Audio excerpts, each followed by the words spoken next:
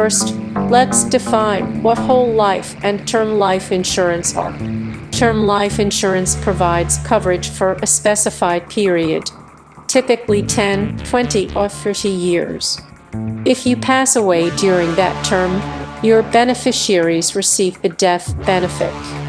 If the term expires and you're still alive, the coverage ends with no payout. Whole life insurance, on the other hand, provides lifelong coverage as long as you continue paying the premiums. It also has a unique feature, the cash value. This means that over time, a portion of your premium is invested, growing the value of your policy. This cash value can be borrowed against, or in some cases, even withdrawn.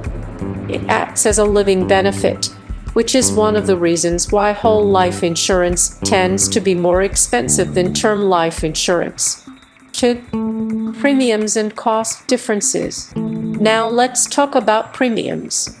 In general, term life insurance premiums are lower than those for whole life insurance, especially when you're younger. This is because term life insurance doesn't build cash value and only provides coverage for a limited time. With whole life insurance, the premiums are significantly higher, but this is because the policy lasts for your entire life, and you are also paying for the cash value accumulation. The cost of premiums for term life insurance will depend on factors like your age, health, and the length of coverage. For whole life insurance, in addition to these factors, the premium amount will also depend on the coverage amount, the insurer's policies, and the potential growth of your cash value. Keep in mind that your premiums for term life insurance will remain level for the duration of the term, but with whole life insurance, premiums can be higher but stay fixed throughout the life of the policy. 3. Cash value and investment growth. One of the main advantages of whole life insurance is the cash value. As mentioned earlier, a portion of your premium payments goes into building this cash value. This cash value grows over time, often at a fixed interest rate, depending on your insurer's policy. With whole life insurance, you can also borrow against the cash value of the policy or withdraw it entirely. However, keep in mind that loans against your policy's cash value come with interest, and any unpaid loans will be deducted from your death benefit. The cash value growth is often slow in the early years but accelerates as time goes on, providing a long-term benefit if you keep the policy. In contrast, term life insurance does not offer any cash value, meaning that while the premiums are lower, there is no return on the money you've paid into the policy. Once the term ends, you receive no refund or accumulation of value. 4. Total costs over time. To calculate the total cost of both policies, you need to look at how long you plan to maintain the coverage. With term life insurance, if you only need coverage for a set period, say 20 years, you'll pay lower premiums for that term. However, if you outlive the policy, the total amount you've paid in premiums is gone, and you'll need to renew or purchase a new policy if you still need coverage. Often, new premiums are higher due to your age and health, which can add up over time. Whole life insurance, despite the higher premiums, is designed to last your entire life. Over the long term, whole life insurance can end up being more expensive due to the higher premiums, but it does offer lifelong coverage, the ability to build cash value, and more predictable costs. The cash value accumulation provides you with an asset that can be accessed in the future, and it can be used to offset premiums or as a financial tool later in life. 5. Long-term considerations. When calculating the total cost, it's important to consider the long-term benefits and drawbacks. Whole life insurance premiums are fixed and guaranteed not to increase as you age, which provides stability over time. However, if you only need temporary coverage, the cost might outweigh the benefit. For example, if you only need insurance until your children are financially independent, term life might be a more cost-effective choice. On the other hand, if you need lifelong coverage, or you are looking for an investment-like component along with your insurance, whole life insurance might be the better choice, despite its higher cost.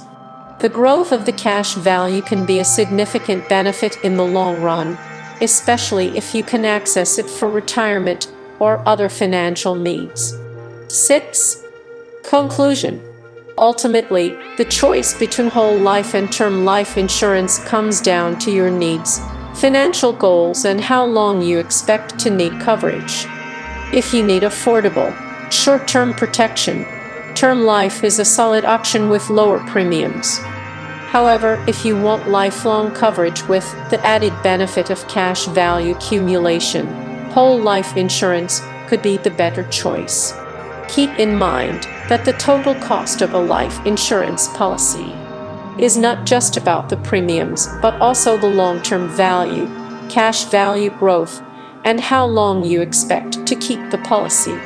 Before making a decision, it's a good idea to consult with a financial advisor or insurance expert who can help you analyze your specific situation and goals. Remember that life insurance is a tool for protecting your loved ones, and choosing the right type will ensure that you are financially secure for years to come. Thank you for watching, and we hope this video has helped you understand the total costs associated with whole life versus term life insurance. Both whole life and term life insurance policies can be customized with riders or additional features to enhance the coverage. These riders may come at an additional cost, so it's important to consider them when calculating your total expenses. For example, a term life insurance policy can have an option to convert it into a whole life policy at the end of the term, which provides the flexibility to switch your coverage type without a medical exam. There are also riders like the accidental death benefit, which pays extra if death occurs due to an accident. In the case of whole life insurance, you may be able to add a waiver of premium rider, which means if you become disabled and can't work, the insurer will continue to cover your premiums. There are also accelerated death benefit riders, allowing you to access part of your death benefit in the event of a terminal illness. These options come with additional costs, but can provide useful benefits depending on your situation. 9.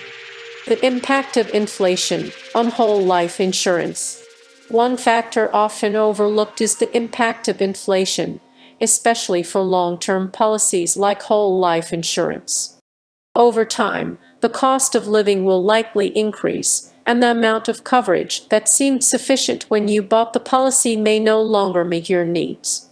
However, many whole life insurance policies include a feature known as a dividend that can help combat inflation. These dividends are a portion of the insurer's profits and may be used to increase your death benefit or accumulate additional cash value.